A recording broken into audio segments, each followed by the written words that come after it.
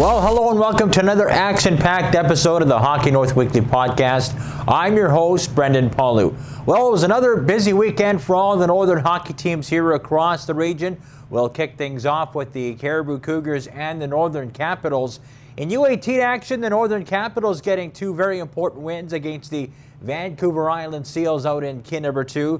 4-2 victory on Saturday, followed by a 6-4 offensive triumph against the Seals. Paxton Fraser, her very first BC Elite Hockey League hat-trick on the Sunday. Not only that, she was named the BC Elite Hockey League's Player of the Month in terms of forwards for the month of November. So congratulations, Paxton, on that. Capitals improving to 8-9-1 on the season. Off on a bye this week before finishing off their pre-Christmas schedule on the road against the Greater Vancouver Comets. So two well-deserved victories for the Capitals there. Of course, other big news for the Capitals this week. Joanna Ketter, the Williams Lake veteran forward, the fourth player on this year's roster to secure a commitment to either a college or a junior hockey team. She signed earlier this week with the Edmonton Wolves of the Alberta Female Junior Hockey League. So congratulations, Johanna. You'll remember earlier this year, Tyler Jensen-Swapa committing to Nate, while also committing to the Saskatchewan Huskies in September was Williams Lake Reese Overton. So congratulations to that. Paxton Fraser, of course, leading the BC Elite Hockey League in points and goals. Of course, Fraser with 14 on the year, 21 points on the season for Pax as well. So congratulations to her and a job well done so far this season. U18 male action, we have the Thompson Blazers and the Caribou Cougars earning a split here in Prince George over the weekend. A heartbreaking 3-2 loss on Saturday by the Cougars was followed up by a triumphant 6-2 win on Sunday, led by the hat trick of Jackson Larman, the signed Prince George Cougar prospect. Very, very dominant, and Sunday morning's win, of course, his line mate Quinnell's Riley Lettington, also a very solid outing there too, with a pair of goals. Kadrick Boynton, another Prince George Cougars prospect, scoring the first goal of the game for Caribou in that one. Oscar Hissick taking the 31-save victory on the Sunday as well. Saturday's game, Cohen Baker, Prince George Cougars' first-round pick, scoring the last two goals in the third period for the Blazers to win the 3-2 victory on the Saturday night. U17, a couple tough results there, a pair of one-goal losses at the hands of the Vancouver Northeast Chiefs. So unfortunate outcomes there for the U17s. Good news, though, the Thompson Blazers, the team they're chasing for top spot in the standings, they got swept by the Okanagan Rockets. So Cougars still 3 points back with about 3 games in hand. They are back home after 6 in a row on the road this weekend as they welcome the Greater Vancouver Canadians. Last but certainly not least, the U15 Caribou Cougars, they split on the road against the Valley West Giants. They won 5-3 on Saturday, courtesy of a hat trick there by Tristan Schmidt, and they fell short, a little bit short on Sunday by a 4-2 score. So they about middle of the pack still in the U15 standings there. U17s, as I mentioned, going to be on at home ice all of December. They played 6 in a row in November on the road. They're going to play 6 in a row at home to end the pre-Christmas schedule. U18s will be back on the road next weekend. They're in Fraser Valley. U15s are going to be doing the same as well. So lots of hockey to be played here for all the programs heading towards the pre-Christmas schedule. Switching gears now to the junior hockey leagues, we have the Prince George Spruce Kings, perfect 2-for-2 on home ice against the Chilliwack Chiefs on the weekend. 6-4 victory on Friday was followed up by another tight checking victory on Saturday. Colin Ray getting the wins in both games. Ryder Green a bit shaken up there during Friday's game in the first period against Chilliwack, but 2 very important wins for the Spruce Kings at home. They got 2 more coming up this weekend, Friday and Saturday against the Victoria Grizzlies. Saturday's game, the 6 o'clock start, going to be the Drop the Mitts and Sock It to 'em game in support of the St. Vincent de Paul Society there. So should be 2 healthy crowds for the Prince George Spruce Kings on those weekends, as well as they will not be competing with the Prince George Cougars for fans, as the Cougars, as we'll segue into that, They're continuing a 5-game road trip right now with a stop in Kelowna. They split a pair of games down in the States over the weekend, winning against Wenatchee, losing against Tri-City. Cougars still sitting in second across the Western Hockey League's Western Conference, only looking up at the Everett Silvertips. So that's the Western Hockey League standings for the Cougars. For this week, we have two guests, two players from Prince George playing hockey in Germany right now, two very familiar names. One of them is Chris Jandric, a Caribou Cougar graduate, playing college hockey out in Alaska as well as the University of North Dakota. He is now playing for ERC Ingolstadt of the Dutch Elite Hockey League, the first-rate league there. So talk to Chris as well as Michael Garteig, also playing in the DEL for the Augsburg Panthers. He used to play for Ingolstadt, but made the short jaunt down south to Augsburger. And without any further ado, here are this week's interviews with Chris Jandric and Michael Garteig. Well, with me now is Prince George product and now ERC Ingolstadt blue liner Chris Jandric. Chris, welcome back to the program. How's life over in Germany? It's good. It's good. I've adjusted to the time change and it's been good. The ice is a little bigger, so that's nicer for me. Are you finding it better suits your style of game? You know what? It's definitely tougher. It's tougher in the D zone a bit, kind of closing out guys. If you have some fast forwards, they can definitely make plays. But like just saying that, if you're in the offensive zone, it is a little nicer. You have a little more space, and you're not really closed out against the boards there. Yeah. Now, you are playing overseas. This is your first season. Your brother Steven is playing overseas in Finland. What's it like now to be on the same continent with your brother after maybe a couple of years kind of juggling different time zones and whatnot?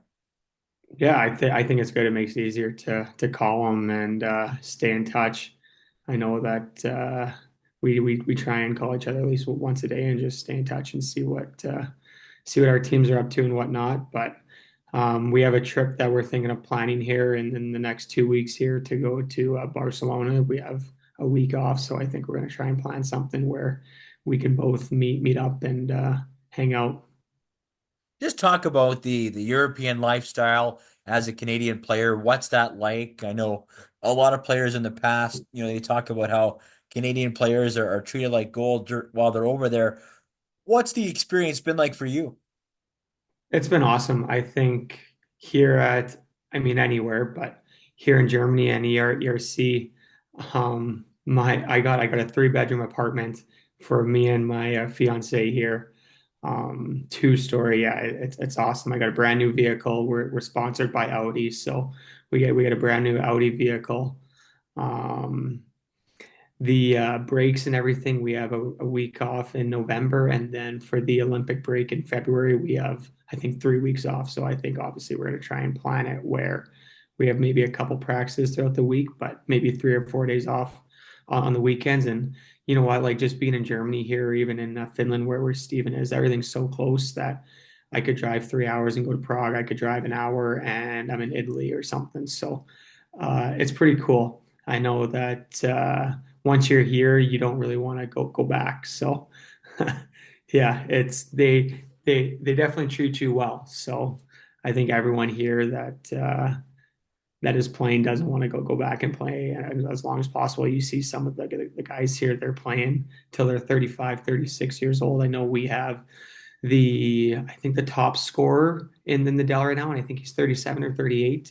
Daniel Piette right now, he just passed the goal scoring or the point lead. So he's 37 or 38 years old, and yeah, he loves it. Yeah, what is it about obviously the European lifestyle and you got fewer games, more downtime, probably better for family and relationships and that sort of thing and maybe from a team bonding point of view, but how much of, the fewer games and the maybe not as intensive travel or compact game schedule, how much easier is it for you to rest and recover and to kind of stay fresh knowing that you don't play that 70 to 80 game schedule like sometimes you see in the AHL or the ECHL. Yeah, I think it's huge. It feels definitely more like a college schedule. I know here we're in the Champions League, so we play six round robin games against other teams as well. So that kind of boosts our games up to about 56. And then I think we're heading into playoffs here. So probably be around 60 to 66 games this year. But it's like a college schedule. You play Friday, Sunday, and you have that day off on Saturday, which is kind of nice. But here you play one at home and then one on the road. So you're never two games on the road or two games at home. So it all depends on what you like. For me, it would be kind of nice to play two games at home and then two games on the road rather than driving, a couple hours somewhere and then coming back the following days. So it'd be nice to kind of go on a road trip for the weekend and then you're home the following weekend. But it's like a college schedule. You don't play a lot of games. So if you kind of get banged up throughout the weekend, you have at least Monday to Thursday to kind of heal and get ready to go before Friday hits. I asked Michael Garteig this because I talked to him. He plays for the team you're playing next in Augsburg. But um, just talk about, I guess, the caliber of hockey and how German hockey has improved so much over the years. I know it was often considered a very import heavy and maybe defensive league. And while there probably are still quite a few imports still in your league, you, of course, being one of them, see the caliber of play across Germany has gotten a lot better, and more players from other countries, whether it's Russia, Finland, Sweden, seem to be signing there a lot more often than maybe they once were. Yeah, I think the DEL stands for "Don't Ever Leave League" is what they is this is kind of what they call it. So once you're here, you don't want to leave. Just with how nice that they treat you and everything. Yeah, we have a couple guys that have played a lot of show games that are imports, and then you know what, we have some Germans that are half Canadian as well. So they're finding ways to get their passports, and that's just making the league stronger. I know that there's and all the cities here, they're all great cities to have teams as well. So that definitely helps out. And then the fans too as well. I know playing at North Dakota there in front of 12, 13,000, it's allowed and you have the student section, but I forget what they call it here. They're not the DAC. I got to figure that out. But the fans here, they're chanting the entire game. They got flags. It's pretty cool. Yeah. Yeah. Well, let's wind the clock back to last couple years since we last spoke. You were in North Dakota. You signed with the Buffalo Sabres. You ended up getting your rights traded to the Montreal organization. You split time in the AHL and the ECHL for about two years and a bit. And then you had a really good year in the ECHL, playing for the Trois-Rivières Lions, winning a championship. There, I think you scored the game-winning goal in that game. I think it was on the power play.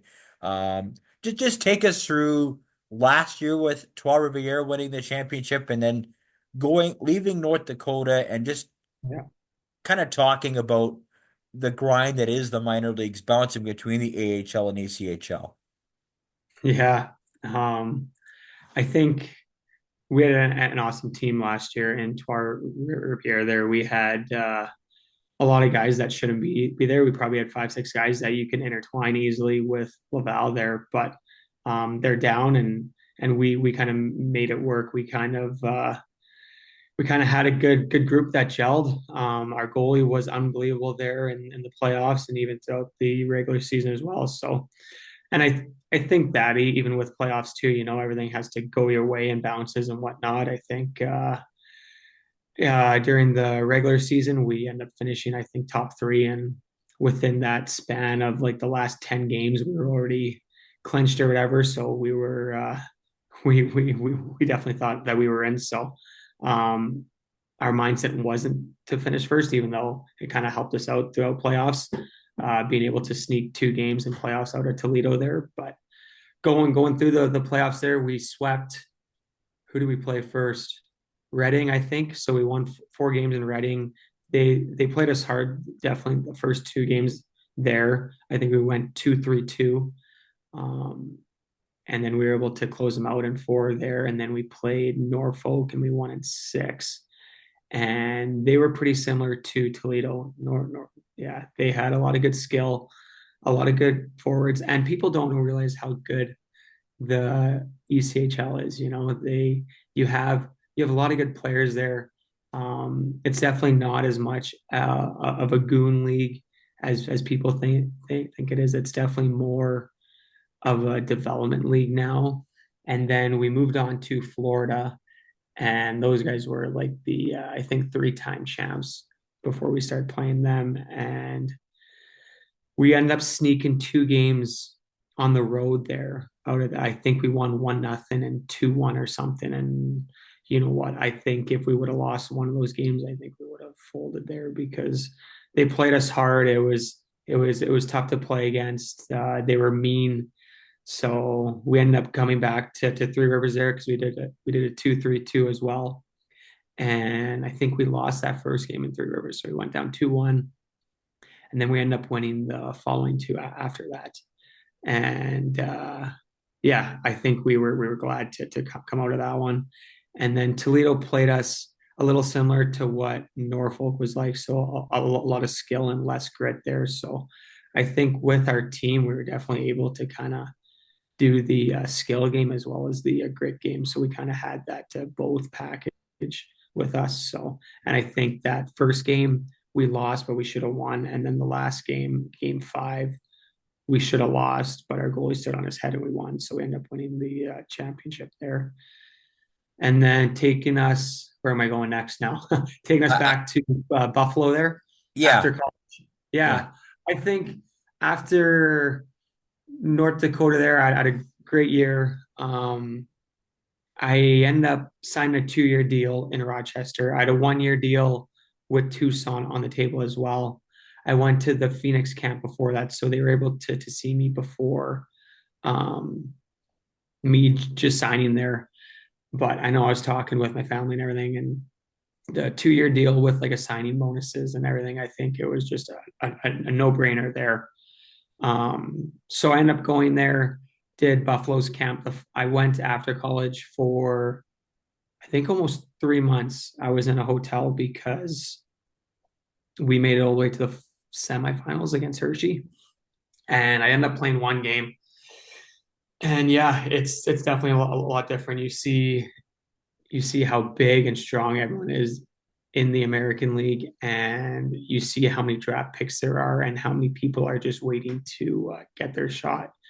Um, Me going in out of college, everything they look for at North Dakota is NHL, and then you don't really you sign in the American League, you're like, oh, I'm going to play here right away, and that's not the case. They have 4 or 5 first, second, third rounders that are going to be on the power play over you, and then you got to beat out all the other guys that are undrafted. So I ended up getting there. I didn't play for a month or so in Rochester, and then they were able to sneak me in one of the games. And then I just watched throughout playoffs and whatnot. They just thought it was going to be a good experience for me to be there for their playoff run. And then the following year, went to Buffalo camp, and I think in the summer there, I hurt my shoulder, and I went to Buffalo camp, and I was like, you know what, just make sure that your shoulder's all good to go. And I wasn't really like too focused at camp or anything, and I think that definitely hurt me a little bit. And then going into the Rochester camp too, just thinking, oh, like you signed this big deal, you're probably going to be on the team, and that just wasn't the case. So, started the year in Jacksonville, which was unbelievable. Being able to like play in Florida, you can golf anytime you want, and they have free golf there as well. So I started there my first year, and then I went up to Rochester, played a couple games, and then I went back down to Jacksonville. And around Christmas time, I got traded to Laval and Montreal. So I went there, and it was the one game before the break. So I think I got traded on Friday, and then on Sunday we played, and then it was the break that following week. So I grabbed all my stuff, scrambled, and I went there for that one game, and I played, and then we had that break. So it was nice to just get that one game over in Three Rivers there, and then we got the break, and then yeah, stayed up and down kind of in Laval and Three Rivers there. Mhm. Let's go back even further. Obviously, your time in college, you entered the portal, went to North Dakota after your first couple of years at Alaska Fairbanks. You had a very good college career between those two schools. You played one full year at Caribou 2015-16. Then you went to Vernon. We see a lot of with the eligibility changing now, with now major junior players eligible for NCAA scholarships and that sort of thing, and the players have a lot more of the power now. If that option had been available to you where you didn't incur any risk either way, would your development path or your choices uh, would have been different, or would you have gone a similar path as where you are now? Yeah, that's a good question. I think for me, I didn't even like for my brother as well, but we're definitely undersized growing up and underdeveloped, I think, as well. So I think definitely going the college route when you're leaving college or you're still playing between 20 and 24 for that college route was a big deal for us rather than just finishing juniors at 20 and then turning pro at 21. I think staying in college till you're 24 and then turning pro was, I think, a big um, factor for us to go to college. I know even my first year at Caribou, my second year, I got cut, and I think that was probably the most development I had in my hockey was when I was 16 there. I practiced with my AAA team, and then I would practice with Caribou as well. So I practiced almost three times a day, maybe four.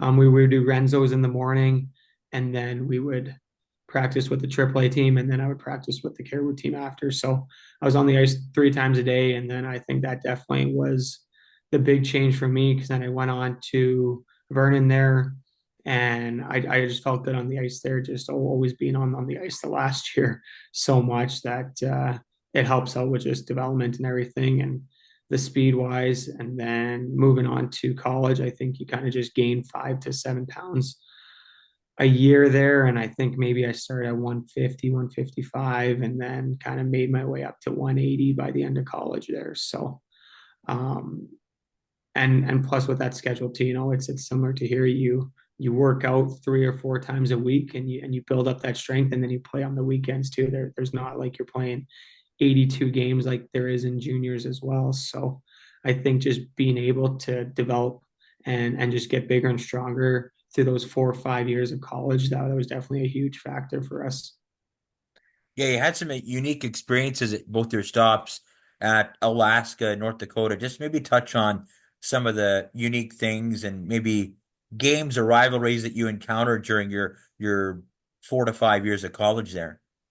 Yeah, I think plane rides and travel was pretty far, but I think by far one of the coolest places to play, um, just because going on the road there, we play Friday, Saturday, and we're not flying, private like North Dakota or anything at all. We're going to the public airports and we're going to be all snuggled up. So it goes by your last name. So I was in between our captain and then my brother. So they had seniority over me all the time. So how tickets worked is it didn't matter if I had A, B, or C. I was going to be B. I was going to be slotted right in the middle every time for the plane rides.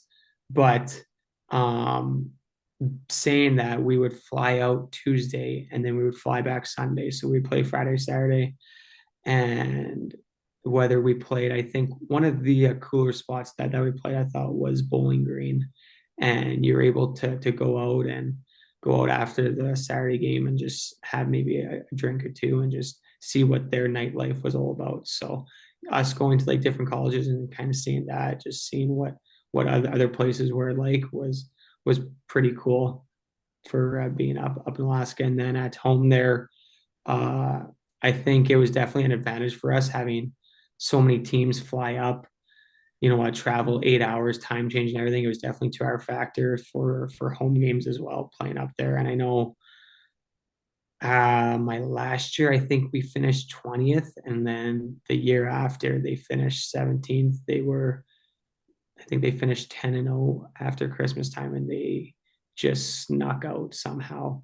I think they had a 2 or 3% chance of not making it into the tournament. So definitely their program has turned around tremendously. They have a strong program there. So and like that saying, they have that major junior league now too, that what dub players can go now. So I think a lot of the college teams picked up 4 or 5 of those junior guys now. So it's definitely making college a lot stronger. Yeah. And of course, North Dakota, not much that needs to be said there. It's a pretty vaunted program. A lot of good pro players have gone through there. Obviously, Alaska was good and very unique, even with some of the travel logistics that you had to do. But just going through North Dakota, it almost kind of feel like a mini NHL feel to it, just given the winning tradition and the amount of draft picks and players that have moved on to the NHL, knowing that you were a part of something that was pretty storied in that part of the States. Yeah, I think we had 15 draft picks that year. And then the following year, I think it was 12 or something. So yeah, there's so many draft picks that go to North Dakota there. And yeah, they run it like an NHL program and everything, or even, I mean, all the facilities are nicer, but they definitely run it professionally for sure. All the coaches have played high levels, NHL, AHL, over in Europe as well. So um, everything's done top notch. I don't think anybody has something bad to say about the program. Whatever you need and whatever you want, if you want to make yourself better, it's right there for you. I was there when they had the older gym, and by older I mean like maybe 5, 6 years old. And then I was there the following year for their brand new facility that was $60 million renovation there. So by no means did they need to have a new gym, but the money there is crazy. So, and the donors and people. So we got a brand new gym, and there they had an altitude room for when we went to go play Denver and Colorado College. So that when we go up to that altitude, up the mile high, they call it in Denver, that we're able to compete and have our breathing there. So we would go on the bike for, I think, 2 weeks before playing them, just so we get used to it. And it makes a big difference going up there. You definitely lose your breath and whatnot before playing, so they definitely have an advantage playing. But yeah, there they have shooting galleries, they have everything. They have infrared, hot tub, cold tub, sauna. Yeah, you name it, they have everything. So it's definitely prestige there, and if I could ever find my way back there, I would. It's pretty cool. What would you say is the one part of your game that has improved the most over time, whether it's through Caribou, Vernon, your 4 years of NCAA, the minors, and even now on to junior Germany? What's the one part of your game that you've seen maybe the most development or most improvement in over the years?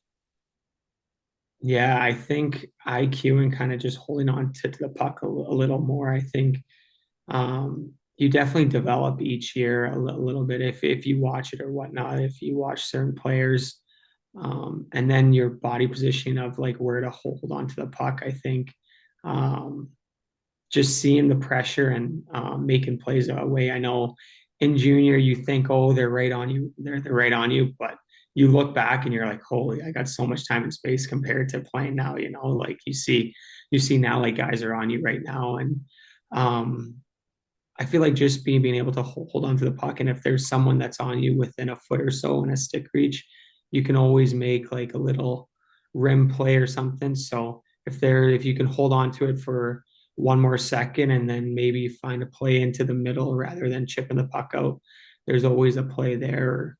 Um, Even for IQ wise, just having good gaps and sticks like that, I think that definitely is a big thing when you turn pro, and then when you go into college too, is like how good the defenders are, and how hard it is to like start to score. In juniors it's a lot of kind of run and gun, and it's kind of up and down, but when you start to turn the page there, everyone's in their position, and everyone's good with their stick and their gaps and everything.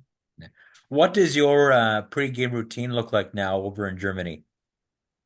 I don't think it's changed for the last 4-ish years. I got a couple bands, I got a couple rollers. Um, I feel like I'm getting old, but I'm not. But I use a softball to kind of roll out my hips. roll out my groins, and then stretch for probably a couple minutes before playing sewer ball soccer there. And then I play soccer for about 15-20 minutes, and then I go back to rolling out and stretching. And I use just a yoga mat. I try not to get too like into the game and hyped up just so I can stay mellow and calm. I think that was a big thing at North Dakota. There was just playing in front of so many fans. Like, you know, I think for me, I didn't want to get too psyched out to see, 12,000 there screaming and whatnot. So I just kind of stayed as mellow as possible and try not to think too much about it. And even here too, there's only 4.5, 5,000 in the stadium, and it sounds like there's 20, just with how loud it is. So you try, I try as hard as I can just to zone it out and just focus on the game. Yeah. What is either your most favorite part about Germany so far, or maybe something about Germany that maybe some of us back home either wouldn't know or maybe wouldn't think of off the top of our head? Gosh, I would say the food. Um, I got a big sweet tooth, so the bakeries here are crazy. Um, at least probably, well, I try not to, but once a day I'll walk to a little bakery and pastry shop across the street here, and I'll pick something up. I've been trying a lot of them, so Yeah. it's been nice that we've been working out and skating lots, because if not, I got a big sweet tooth. So yeah. Yeah. Okay, I'll ask you this fun question here. You're stranded on a desert island with three of your current teammates on Ingolstadt. Who are you wanting with you and why? Yeah, that's a good question here. Three guys. Do coaches count as well, or no? Just Sure, you can teammates. include the coach if you want. I would say our goalie coach Elpo, because everyone talks that he's a hunter, so I would take him. And then two players. Wow. Let's go Peter Abandonado. He seems like he's always talking and whatnot, and he always has something to say. So we'll see if he can get out of that sticky situation. I played with him in Bantam, so I know him a bit. And then I would say maybe Smallwood. He's kind of a small town guy like me and outdoorsy. So I would say him. I'd probably take those two guys. Yeah. All right. Well, thank you very much for your time on this, Chris. And maybe we can do this again sometime. But of course, always tracking your progress and where you're playing. And good luck to you this year and beyond in the DEL. Thank you. Appreciate it. Yeah. Well, welcome back to the Hockey North Weekly podcast. With me now is Augsburg Augsburger Panther goaltender Michael Garteig from Prince George. Michael, last time we talked, you were playing for ERC Ingolstadt of the DEL, and now you've changed teams. You're now with the Panthers. What's it like transitioning to a new club? Um, at this point in my career, it's probably something I didn't really want to do too much. Getting older, stability is nice. So, um, it's been a little bit of an adjustment, but luckily it's only about 45 minutes away from where I was playing. So, yeah, it's in Bavaria in Germany, so same kind of area and a little bit bigger of a city, a little bit different of an organization in terms of like budget, like what they can spend on players, etc. So yeah, but it's been good. I had a relationship with the general manager there, and yeah, basically when they needed a goalie and I wasn't sure if I was going to re-sign or not where I was, it was kind of a no-brainer. So happy to be here, and it's been a good start to the season, to be honest. Yeah, you're 4-3 in terms of your starts. How do you find that you're playing, and how do you feel that the team is playing in front of you to begin the year? Well, yeah, so like I said, I mean, we were the last 3 years like basically basement team. So yeah, always kind of fighting for like that relegation. They haven't made playoffs in a couple of years, and when I made the decision to sign here, I felt like the general manager had signed some good players, and I was really excited to kind of be a part of something that maybe we could change the culture and the landscape. And so far, I know we're only 10 games in, but we're sitting middle of the pack, and as a goaltender, I feel like I've been a part of every win, and you know, making, you know, a lot of saves, getting a lot of shots that, you know, maybe I wasn't getting last year. And yeah, it's been enjoyable to be a part of this, because the city and the fans are like legitimately incredible. These is probably one of the better places to play, and they're so passionate, so they deserve a winning team. It's been nice to kind of get them some. Yeah, and it seems like a lot of changes were made. Like you mentioned, you got Bill Peters as your head coach, NHL experience, spent time in Europe elsewhere, got a Memorial Cup ring with the Spokane Chiefs. Made the decision to go to Germany after spending the last couple seasons with the Hurricanes. You've got former Prince Albert Raider Ryan Button. You've got a couple other players that have 8 points or more. So it looks like early on in the season things are gelling pretty early for your group.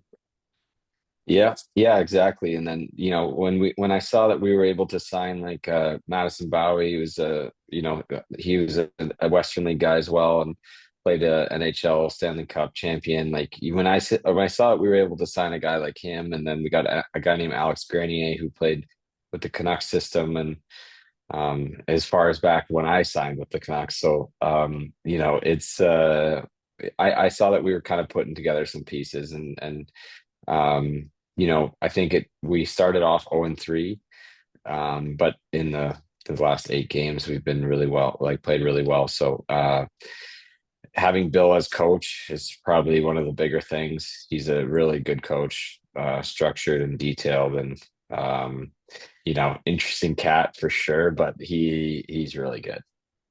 Yeah, and I was talking, last time we talked to you on the podcast, and you're 33 now. Are you finding that when players come over to Europe, whether in their late 20s, early 30s, do you find that the less game intensive schedule and maybe not quite the rigors of the pro travel like you see in North America, do you find that coming over to Europe might lengthen people's careers, maybe because you don't play as many games.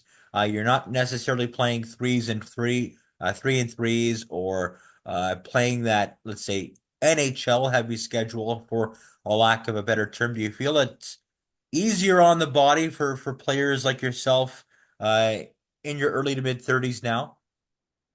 Yeah, definitely.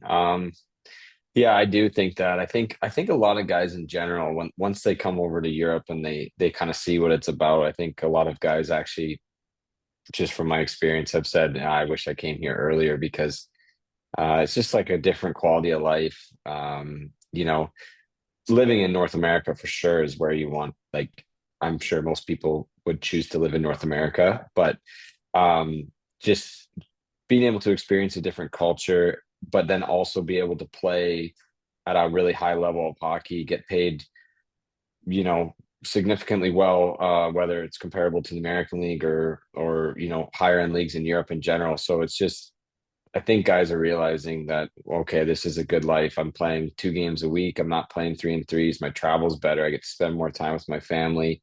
And then when there is opportunities, a couple days off, you might be able to go travel in Europe. So it's kind of you know, you get to maybe enjoy your life a little bit more, meanwhile still getting to play hockey for a living and making money doing it. Yeah, and I think this is now season 5 for you playing in Germany. You had a couple of stints in Finland, kind of in between those years in Germany. But what is it about playing overseas in Germany like you are now? What's been the most enjoyable part of that?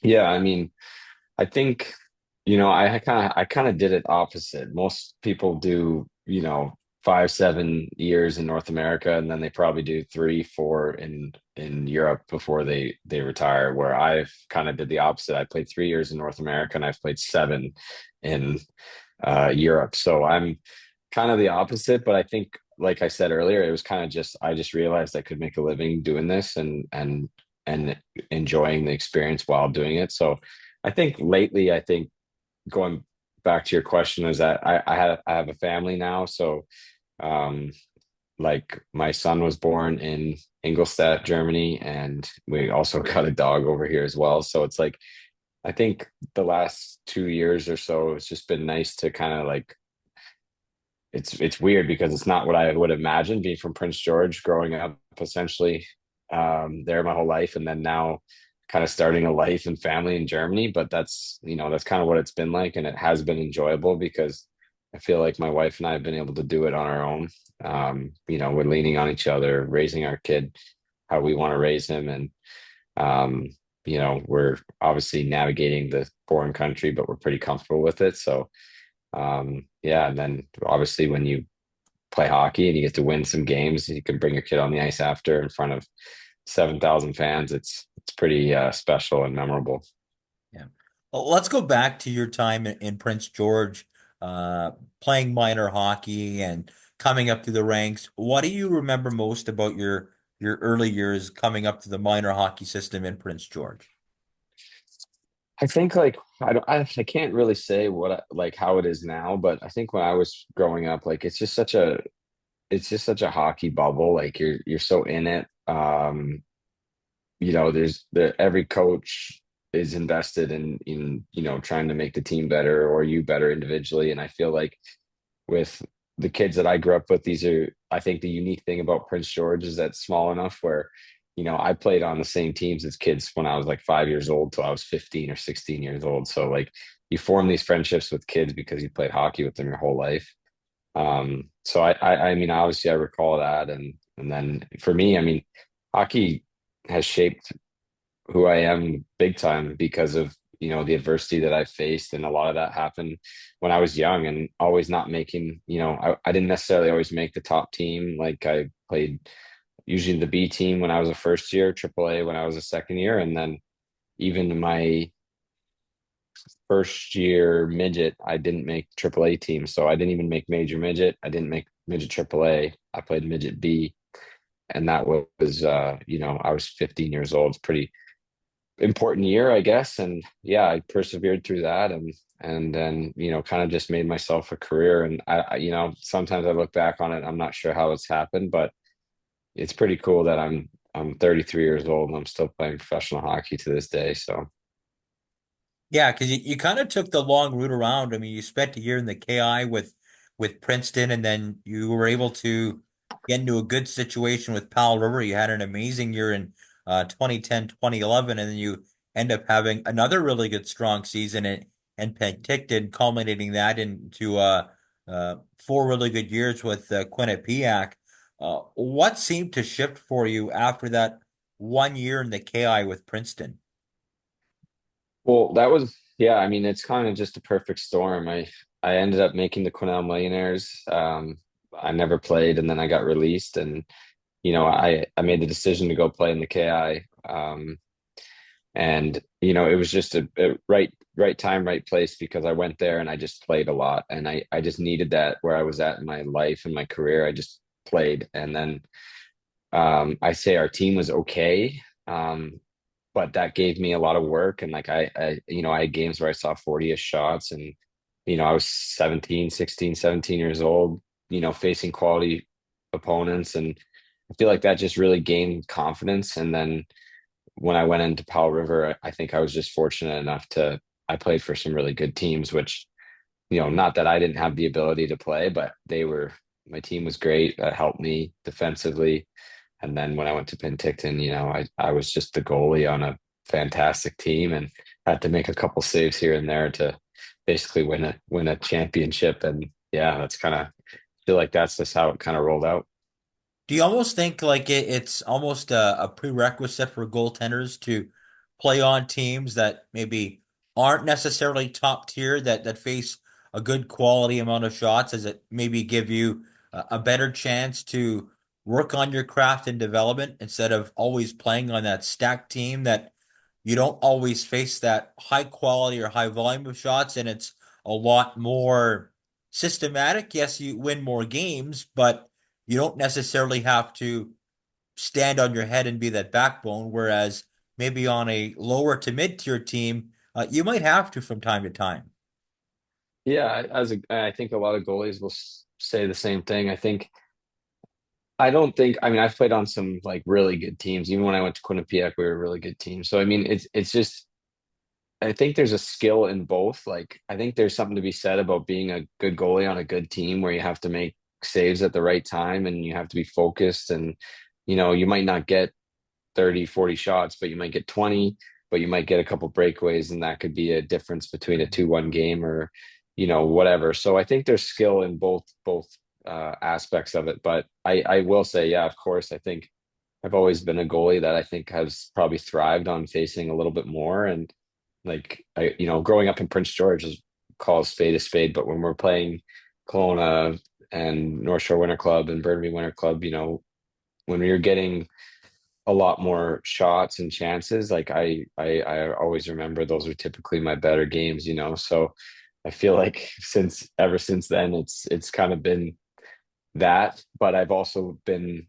fortunate enough to play on some other teams where it's been, 17 to 23 shots a game, So I guess it goes both ways. Yeah, and then after Quinnipiac, you signed with the Canucks. Obviously, a dream come true for any kid in BC that wants to sign a pro contract. You kind of split time between the AHL and the ECHL. Won a championship when you were in the Leaf system with the Newfoundland Growlers in 2018, 2019. Just take us through that year where you got off to a decent start, stats wise, with the Marlies, got sent down, and then ended up having a pretty memorable year in Newfoundland. Yeah, it was great. Yeah, really good organization, to be honest. Like the development aspect of things, they really know what they're doing, like from the ECHL, AHL to the NHL. So you always feel like you're a part of it. And I felt like we were kind of all on the same page, whether it was, learning from the NHL, AHL, or the ECHL. So yeah, we had a really good team as well. And really fun year playing St. John's, Newfoundland. Like we were an expansion team in the ECHL, and we ended up winning the whole league.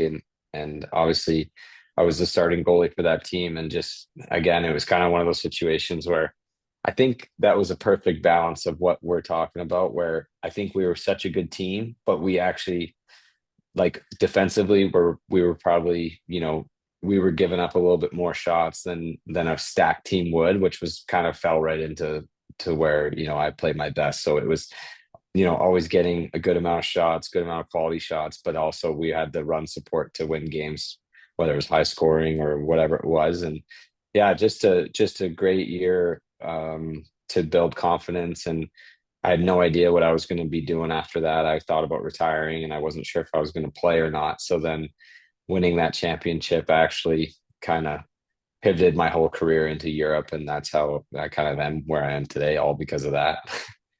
Yeah, when you won the title with Newfoundland, did you kiss the screech after? Oh, I got screeched in. Yeah, I did that. I don't know if I did that after or before we won. So I was a newfie. I loved it there. It was what a special place. Yeah, I was just gonna say, what's the culture like over there, and how immersed do you have to get in it to really get that full experience? I mean, I can't believe like that's Canada because it feels like you're in a different country almost. It was, yeah, I'm so glad that hockey brought me there because yeah, I've never enjoyed, I don't know if I've ever enjoyed a year more in my life. It was just like it was so fun. We had such a good group of guys. Obviously, like George Street's right there and the rink is right downtown. So you're close to all the fun and you're close to the action. The weather kind of sucks. But the people are so friendly and we had such good support from the fans and the organization itself too. Like we were treated like first class professionals, and that was, that just helped it all. And yeah, when you win it like that, it's just it was such a cool experience. Probably some of the new lingo and maybe the thickness of some of the accents. You probably thought to yourself at times, well, where am I right now? We had four newfies on our team, and one of them was from Bona Vista. Actually ex NHL Adam Party. Yeah. And holy smokes, when these guys would get together, you almost couldn't understand a word they were saying. And when you're from St. John's, it's like you can hear it, but when you're from outside St. John's, you really hear it. So it was yeah, it's so cool. Like the lingo, and you just start to talk like it, you don't even realize it. So um oh yeah, a lot, like the music scene is so good, and yeah, good restaurants, food, beer. It was just, yeah, it was just an awesome time.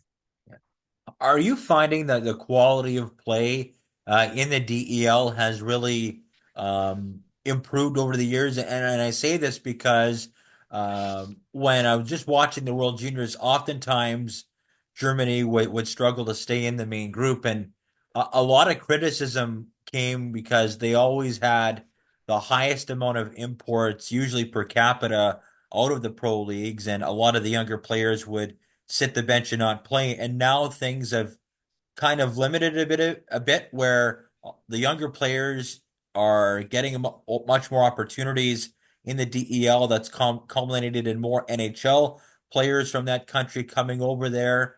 And it looks like it's kind of evened things out and made things better as a whole in that league. Have you noticed that at all?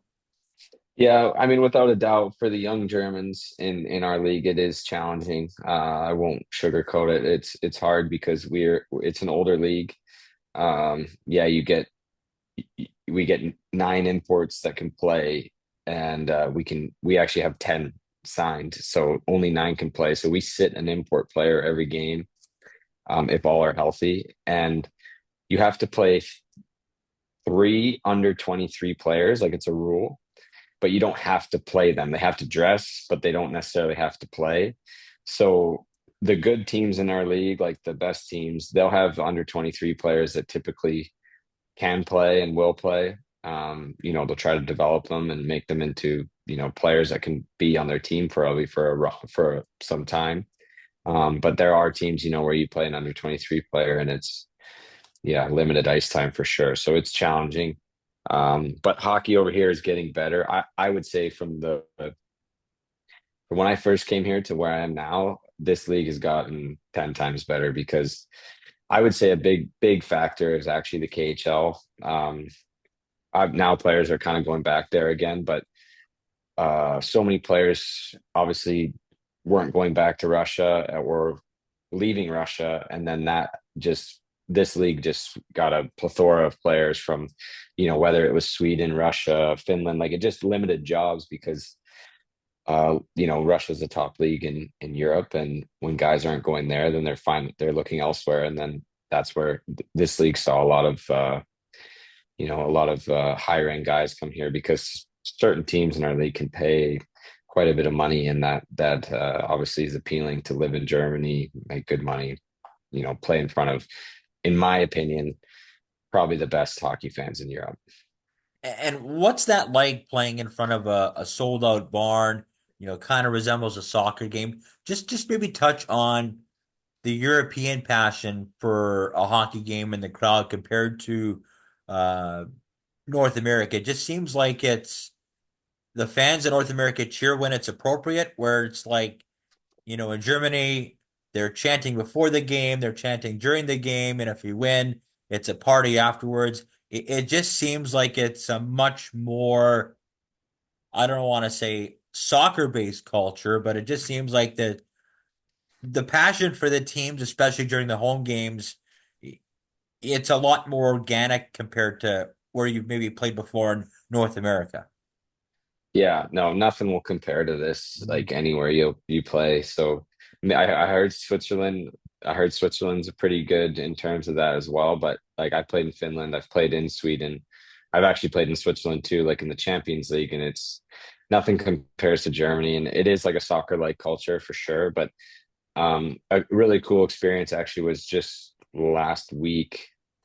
There was two people from Prince George, like on vacation, so they drove to Augsburg, and I got them tickets to our game, and they're not hockey fans, and they watched our game, and they were like legit blown away with how crazy it was, and how like entertaining it was, because the fans are so loud and they're so into it, and they never stop. And where I play here in Augsburg, I would say it's probably top 5 like hardest building to play in if you're an opposing team, because we have like, it's, I think a sellout for us is around 7,000, and sold out every night, but our rink's loud and it's rocking and it's a hard place to play.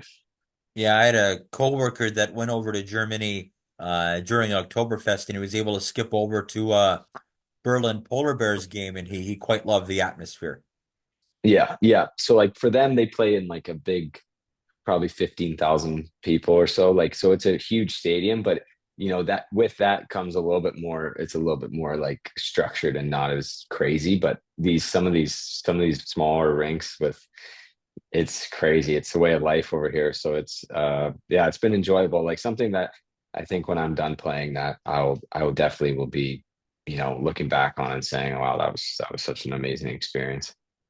Do you ever see yourself kind of staying in hockey and wanting to be like a coach or upper management or player development? We're seeing that transition a lot more with players taking on jobs, whether it's junior, NHL, becoming general managers in upper management, scouting, player development, what have you. Is that something that you could see yourself doing when you're done playing to kind of stay involved?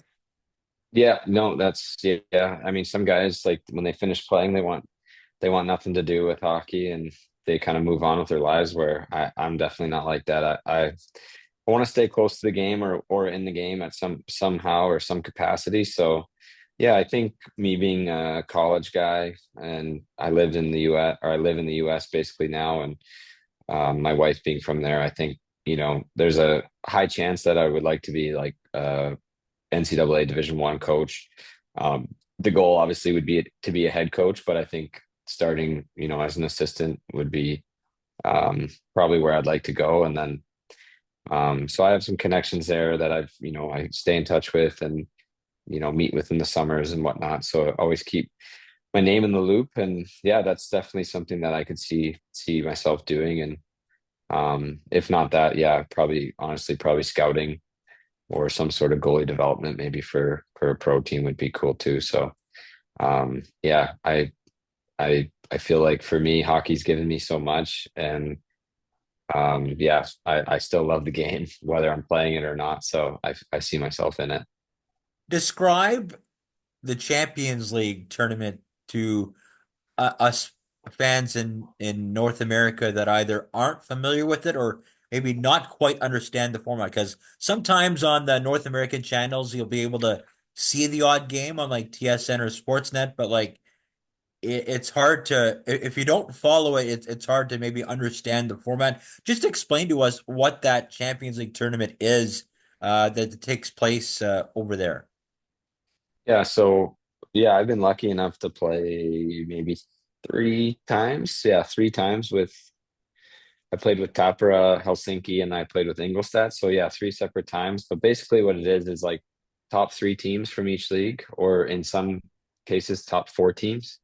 So like from Finland, Sweden, Switzerland, Germany, and then then usually less teams, like two teams from Austria, one team from Poland, uh, a team from England. Like it's pretty spread apart. I'm not sure exactly how many teams total, but yeah, basically the top teams from each league in Europe play against each other in a tournament format, and then um, you know whether however well you do, you move on in the stages, and it goes on starts in August and it goes on throughout the whole season. So I think two of the three German teams right now have moved on from the knockout stages. So yeah, it's a good way for exposure, I think, for players to see other countries and teams, and maybe if you're playing in Austria, you want to play in Germany, it's a good opportunity to kind of showcase yourself. But obviously, you want to be the best team in Europe. That's the whole point of it. So, yeah, typically these teams that win it, they're arguably are the best team in Europe. So it's not, it's pretty cool. Yeah, yeah, because usually there's sometimes I watch the feeds because we have another Prince George guy playing in the DEL, Chris Jandric, playing for your old team actually, Yeah, and then his older brother Steven's playing for I think Luko out in Finland. So I'm watching their yeah, social media feed, and they're playing league games, and then they're playing Champions League games, kind of when there's an appropriate break in the schedule. And sometimes some teams bounce back and forth between their league games, and then you got Champions League right after that. Crazy. Yeah, it's I think in August it's like the best thing in the world because you get to play meaningful games in August and it's awesome. Fans are there and yeah, it's like not exhibition, it's real. But then when you get into November and you're playing or October, I guess you're playing your own league games and then you have to fly over to Norway to play a game and it can be quite daunting. So yeah, I know from experience that it's one of those, it's a weird thing. It's one of those things where you like want to win, but you're also like, holy man, I have to focus on our own league too. Like if you're losing in your own league and then playing Champions League, it's like we want to get back on track here in our own league because ultimately that's the one that matters the most. Mhm. One thing we haven't touched on yet, and I don't know how closely you followed this, but um, over the last year and a bit now, we've seen the eligibility change where major junior players can now play in the NCAA and not lose any eligibility for anything now. We've seen obviously an influx of players in leagues like the BCHL where you played, where a lot of players jumped at the opportunity to play major junior after that change was made without losing college eligibility. Had that been around when you had played, when you had the power to play anywhere without losing college eligibility, would your path would have changed at all? Mine, no, because quite frankly, I don't think I was good enough to play in the WHL. So it was always my dream. For sure, I wanted to play for the Cougars, or I used to, I'd go to every Cougars game and I actually would go to a lot of Spruce Kings game too. But yeah, I wanted to play in the WHL. And then I think I was, a late bloomer, I guess you'll say. And yeah, once I started realizing that that wasn't an option, I went the other route. And then I ended up going NCAA at the time, which was the only option where yeah, now this whole landscape is, I don't know, it's something I can hardly wrap my head around, but it's um as far as I know, every college coach that I talk to about it, they all like it. So they're all, now they're getting the pick of legitimately all the best players. And yeah, I don't know where this fine line is going to be drawn with the money stuff, but yeah, it's I have been following it and yeah, interesting for sure. All right, we'll end the episode here, segment on a fun question. So you're stranded on a desert island with three of your teammates. Who are you picking to join you and why?